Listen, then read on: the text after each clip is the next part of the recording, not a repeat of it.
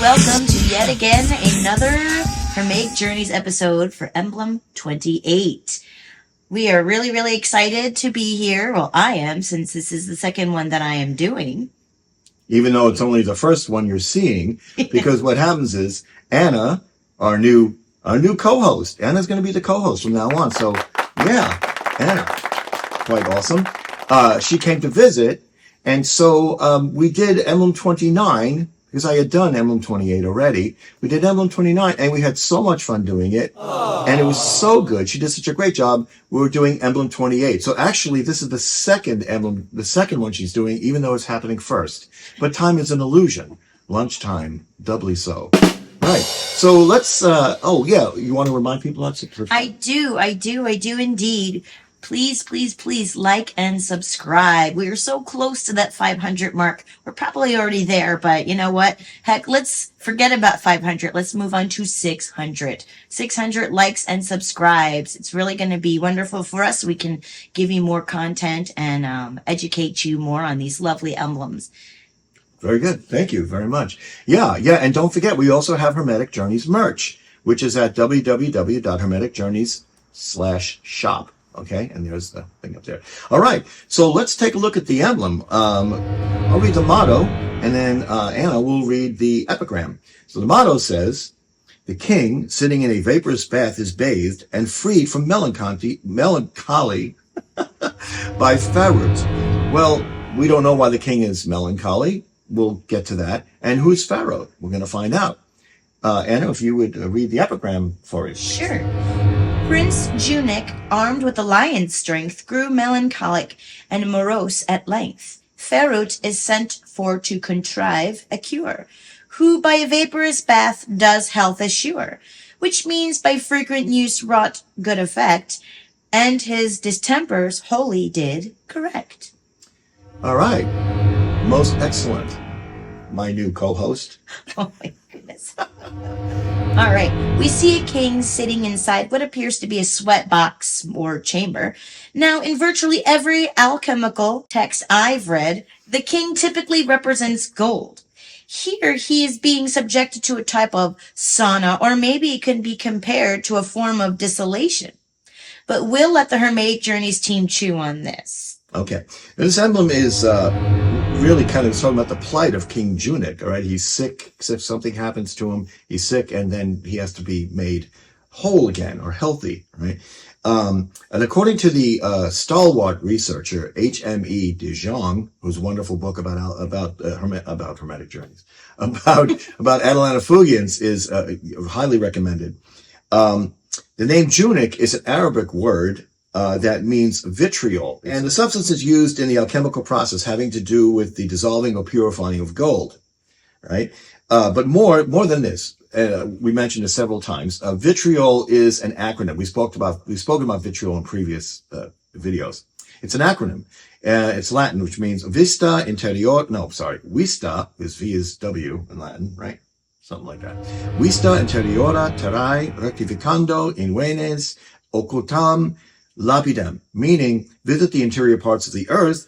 By rectification, thou shalt find the hidden stone. Of course, this refers to the metals inside the earth that are taken out and then processed in the alchemical lab, and through which the philosopher's stone is created. All right. That's awesome. Thank you. And so we find that King Junik is not only a symbol for gold, but his name is Arabic for green vitriol, a substance used to process gold. Here's a very famous image depicting a green lion, which represents vitriol, eating the sun, which represents gold. The green lion depicted eating the sun, delicately hinted at by Count Michael in the epigram. Essentially Prince Junik armed with the lion's strength. So he's referring to this very famous image, probably that was around his time, speculating a little bit. Okay. So so we have a general here what's going on. Now that we have this under our belts, let's look briefly at the story behind this emblem. So what is the legend Michael Meyer is referencing here? Let me summarize it for you. In the legend, Junik was actually a prince and not a king. He was very melancholy and moody and didn't play well with other autocrats of his time. It was believed at that time that disease was caused by an imbalance of what is called the humorers. And this was linked to what was believed to be the condition of the blood, which led to the practice of bloodletting, which at the time was done by barber surgeons, not by doctors. It was beneath the doctors to practice such surgeries, and thus you would go to a barber to get a shave, haircut, and have your blood drained from you to cure you. Hey, 400 years ago. I guess. Okay, so anyway, in this case, luckily for the prince, no bloodletting was involved. The idea, however, is the same. It's an overabundance of fluids in the body, specific fluids, which in this case was removed by forcing the prince to sweat it out instead of bleeding it out of him. And here we have a picture of the prince in his bed. Okay. All right. Back to our story. The prince calls for his court physician, a man named Pharut, who believed that the melancholy of the prince was due to a proliferation of black bile in his body. Thus, an unusual technique was used to remove the black bile from Junik's system. First, he was given a lot of water to drink and then was told by the Pharut to lie in bed where he was covered with many sheets. As you can see in this image from another alchemical work called the Book of Lampsprink, Emblem 14, and let the sweat begin to expel the black bile. He performed this 3 times on the prince until the sheets were stained with black bile from the sweat of the prince. Finally, Pharut opened the prince's mouth and observed his palate, which had transformed to a white color, and his skin resumed its pinkish hue. Pharut knew that the prince was cured. The end. We know that the white phase of the alchemical process is the purification phase. And this is, and then of course the red phase is the creation of the philosopher's stone. Well, this is mirrored in the physicality of the king, right? First, his palate, Pharut examines his palate and it's black, okay? Then he has to drink a lot of water, wraps him in sheets, he sweats it out, sweats out the black bile, and the king's palate turns white, and his skin resumes a pinkish hue. So essentially we have the black phase, the white phase, and the red phase, right? All mirrored in the process of curing the king. It's kind of a cool thing, right?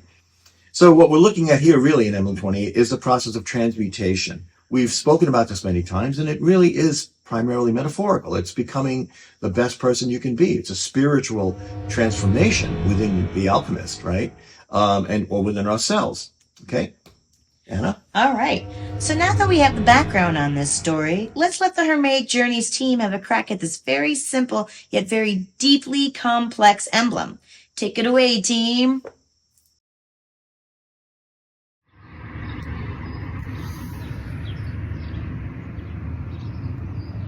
Oh, hi there. Your old pal Nathan and Jake the dog. We're sitting here reading Death and Dragons, a conversation for children of all ages. Available on Amazon, BookBaby, and other online retailers. Makes a great gift and deals with death and talking about it. Back to talking. Good to see you guys. Happy holidays. Happy almost Christmas. Happy almost solstice. Emblem 28, the king and his melancholy. Oof, we've all been there. In the story, one story about that, the king is in his room and isolated, and the only one allowed in is the jester, which reminds us that laughter is the best medicine. Laughter is a transformative and alchemical process. It reminds us to keep it light. It reminds us that, well, all of our worries and all of our strifes and all of our struggles, we take it all too seriously. Because the same, gold, the spiritual gold that all these processes allude to, is that which makes up all of us. And we're just kind of dancing along, hopefully finding some gold along the way and sharing it. I do enjoy how the king is in a basket of wicker, of reeds. Like in Egypt, after your soul passes the judgment weighing of the heart, you move to the land of reeds. Kind of a heaven, if you will. Water, life, and all of it happening together, So he's not in a wooden box or a metal box, but a box of reeds. That's kind of cool. And there's a lamp in there with him too. A little bit light existing even within the darkness, even within our depression or melancholy. I always love the term melancholy. It's a lot more poetic than just depression, isn't it? But yeah, there's still that light in there. There's still that fire going behind it all. Anyway, much love, guys, and I hope that you have a great rest of your 2024, and we'll see you soon. Hi, I'm going to interject here for a moment. First of all, thank you, Nathan, for the most excellent perspective on Emblem 28. But I want to talk about Nathan's book real quick. For those of you who don't know much about it, I asked Nathan to speak about it. He did not gratuitously do that, okay? I asked him to because I think it's a really important book. The idea, okay, Death and Dragons, a conversation with children of all ages, and that's the key. That's the key phrase, of all ages, okay? This, although it appears to be a children's book, it is not. Well, it can be, certainly. You can certainly read it to your child if they've dealt with some terrible loss. And here's, the images, by the way, the artwork is just beautifully done. Ricky Lynn Greco, an excellent job. But what Nathan has done here is he's put a very difficult and complex subject in a very simple light. And the way he explains it and the analogies that he uses helps. I would imagine, certainly I've lost my mom a few years ago. And then, certainly, that kind of thing, when you see something like this, it's really helpful. I have both the hardcover version, which is, of course, really, really neat. And then there's a softcover version of the book. Again, I can't stress how important I feel this book is in terms of loss, because we all deal with loss on many different levels.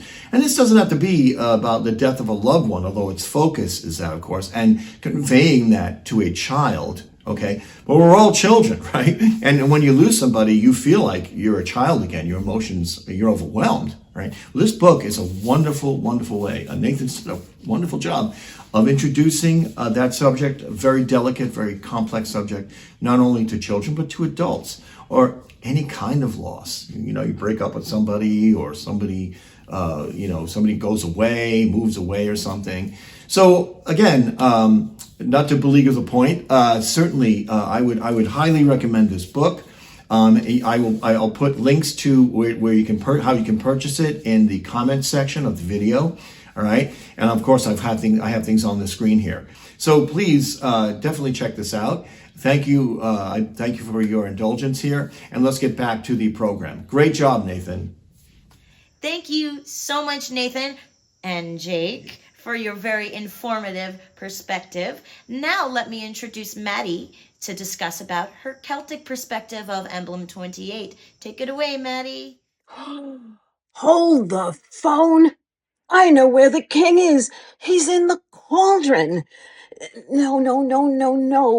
Not literally. Figuratively. Here, let me explain. Some call it the Wheel of Fortune, and it's a ride we all take, whether or not we're aware of it. Looks scary? Let's take a look at it and see how we can use it to gain insights and healing. The ancient Celts divided their year into 2 seasons, winter and summer. The year began with the day we currently celebrate as Halloween, but earlier names give us a better sense of what this festival holy day was. The Gaelic name, Samhain, means end of summer. The Welsh Calan Gaeaf means beginning of winter. It's a liminal day, sometimes called the day that is not a day, as in a year and a day, that one. So is it the beginning of something or the end? Well, both. On the other side of the wheel, not surprisingly, we find Beltane, or Calan Hav, the beginning of summer. As an agricultural society, the ancient Celts honored these days and heralded the work that was done at those times. To round out the year, there were also festivals at the midpoint of both seasons. Midwinter, Gwylver, or Imulc, in the belly, when seeds begin to warm and grow, and sheep and cows begin to give milk. The arrival of what we now call early spring. In the heat of summer, as we start to turn back toward the shorter, cooler days, we found Lunasa or Gwilaust. Connect these festivals, and we go round and round the wheel of the year that forms the structure for many earth-based pagan traditions. In these two seasons, we see the reflection in the Avalonian tradition by using two iconic items to symbolize the energies of each. At the bottom, we see an iron cauldron, the stew pot that hung over the central hearth of every roundhouse. Into the pot went meat and vegetables, layered on what was left from the previous day. So the bottom of the pot held the aged ingredients, and the upper layers held the fresh, hence the muck at the bottom of the cauldron. Arching over the top, we see a torque, the heavy metalwork necklace worn by the ancient Celts as a symbol of power, strength, and nobility. It reaches as high as the cauldron reaches down. An inward-looking tradition, we speak of the Avalonian cycle of healing, one of our most powerful tools for shadow work. Shadow work is done by many paths, and it aligns nicely with the work of my alchemist friends here. We're born from darkness, and as such we begin our work by diving into the rim of the cauldron and looking deep and hard within ourselves. What's hiding in the shadow of our inner cauldrons? What have we buried deep down? Where the sun don't shine. Legend tells us of a magic cauldron, the cauldron of Anun, warmed by the breath of 9 maidens that will not boil the food of a coward. We bravely look deeper and deeper to see the wounds that get triggered by situations and cause us to react emotionally rather than consider them with clarity and balance. As we move deeper into the darkness of winter, we reach that lowest point, and in our internal cauldron, we've slid down to the deepest point where the muck is the thickest. These are our root issues, the ones that have been here the longest. The ones that become so primal we can no longer remember their origins without some effort. It is here that I see our king. He's on his back bowed by the shape of the cauldron, by the memories of long ago that had been festering, pulling him down with invisible chains, tethered to something in the past that, like most of us, dug its claws into our psyches in childhood. Something we may not have understood as an adult would have. Something that may have been meant to teach a child, but that had a long-lasting effect much different from the original intent. It is by seeing that wound, identifying it, and dragging it out into the light so we can perceive it more clarity that we begin to climb back to the surface, clawing our way back to the rim of the cauldron at Kalanhaf, the beginning of summer. We break through the surface into the light once more and hold that shadow up to the scrutiny of the day, seeing it for what it actually is. Its hold is weakened, if not completely broken, and we grasp onto that torque of sovereignty, reclaiming some of our personal power that's been compromised by the shadow wound. Higher and higher we climb to the pinnacle of that torque, to Lunasa, where we pause to look at the harvest of our year. We rejoice in the healing work we've done, but from that high seat, we also begin to look back down at our fields. What's flourished? What hasn't? What areas are still choked by shadow weeds? It's from this high point that we begin to descend ever closer to the cauldron's rim once more. The closer we get, the more we see those shadows come into focus, and we plan our work for the dark half once more. So, we see our king here, vulnerable and pained, lying on his back, but looking upward. He may know that each time he plunges down and crawls back up again, the deeper the work he's done will allow him to rise higher, a perfect hermetic balance. If he's unaware of the cycle, he's still going to live it, but he may experience a sharper fear of the unknown forces that spin him down and up and down and up again. No matter what terms we use or what visuals we may imagine, the work is the same. The internal alchemical process mirrors the Avalonian cycle of healing perfectly. The rarefication of base metal, shadow wounds, cauldron muck, in order to turn it into gold and soul healing, the torque of sovereignty. So, you can just close your eyes and go for the ride, or you can take a deep breath, open them, and take the reins. It's up to you. You can peek in and see what the king did, but better still, you can ride the cycle yourself and claim the crown. That is, until it turns one more time. All right. Thank you so much, Maddie, for that very informative perspective. Gosh, I learned so much. I hope you all did too. I would like to now introduce Steve. Oh, no. Steve wrote something for TonyG to explain the alchemical perspective of the 28th emblem. So take it away, TonyG. Hello. Well, I'm obviously not Steve. He's much better looking than I am, and much smarter too.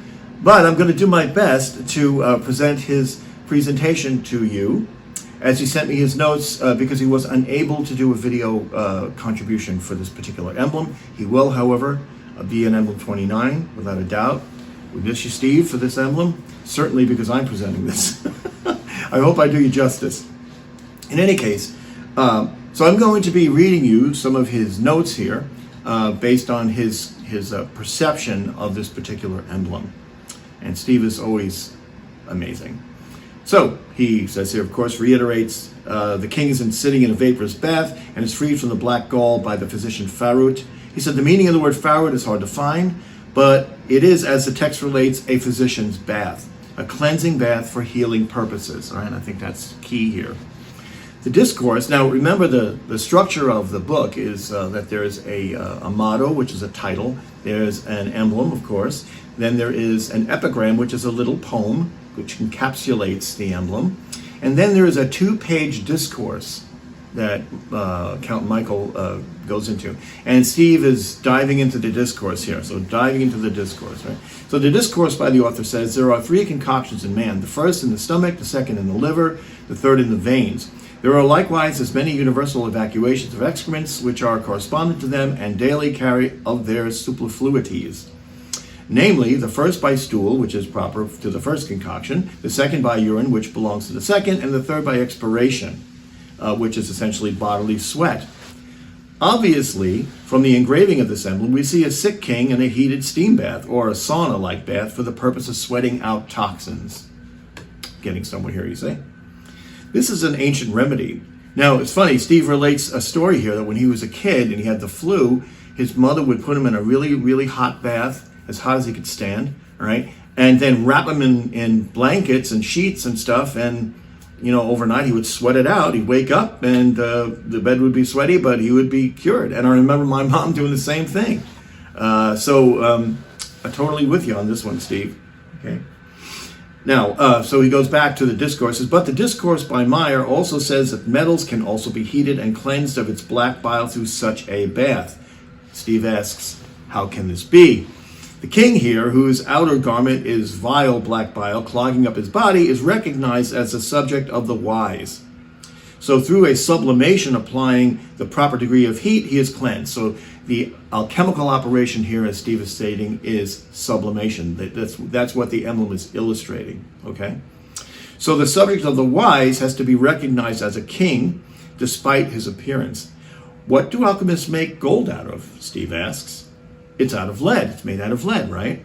So this bath, or sublimation, is that of black lead being whitened on its way to becoming gold. Black lead suspended over heated vinegar will be whitened through a certain time period. So essentially, you know, there's also the metaphor, turning lead into gold. We know that is the spiritual evolution of the alchemist when he or she is working in the laboratory on these things, which are the physical manifestation of that spiritual experience. Okay? So we thank you, Steve, for sending me your notes so I could make this presentation and give us the alchemical perspective on this particular emblem, which apparently has to do with sublimation. Okay, well, thanks very much. And here we go to the next perspective. Thank you so much, Steve, for that informative information, and thank you, TonyG, for reading it to us. Learned so much. Now I'd like to introduce again Tomasz for his body-mind perspective of the 28th emblem. Take it away, Tomasz. Greetings to all viewers of Hermetic Journeys. Emblem 28 is showing the purifying or purgative aspect of the magnum opus. In it, Michael Meyer mentions the allegory of Prince Duanech, in which the physician Pharut is placing the prince into 3 beds, one after the other, representing the 3 main phases of the work. But who or what is that which executes the magnum opus or the reconditioning of the body-mind? This glimpse is a mystery because the mind was not invited. The mind was like the cab that took you to the party, but the cab driver is not invited inside the party. Meister Eckhart, in one of his sermons, he says, when God is doing its work in us, it's better that we are not aware of it. And the metaphor, the image I use is this. If there is a problem with a leak in your faucet and on your sink, and you call the plumber, and the plumber is there fixing your faucet, and you are there next to the plumber, and you tell the plumber, "Oh, what kind of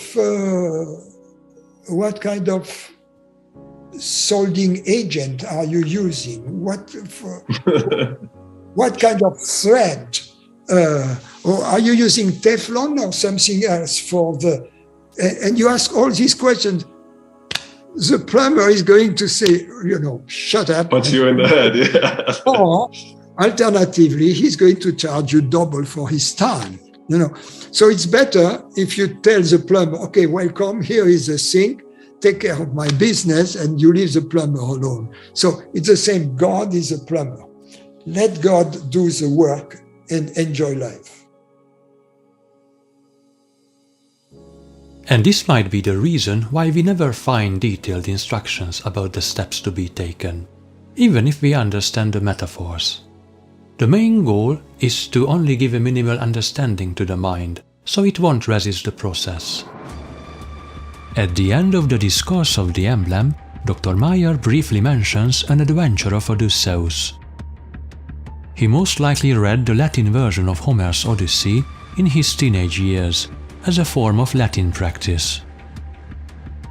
That time, the most popular translation was of Raffaele Maffei, first published in 1510. The story starts when Odysseus finally leaves the island of Calypso on a raft he built. He gets into a big storm because he angered Poseidon by blinding his son, the Cyclops Polyphemus. Then suddenly a big wave appears and it pushes him off the raft. His clothes, which he received from Calypso, became wet and therefore heavy. But the nymph Ino took pity on him and emerged from the water.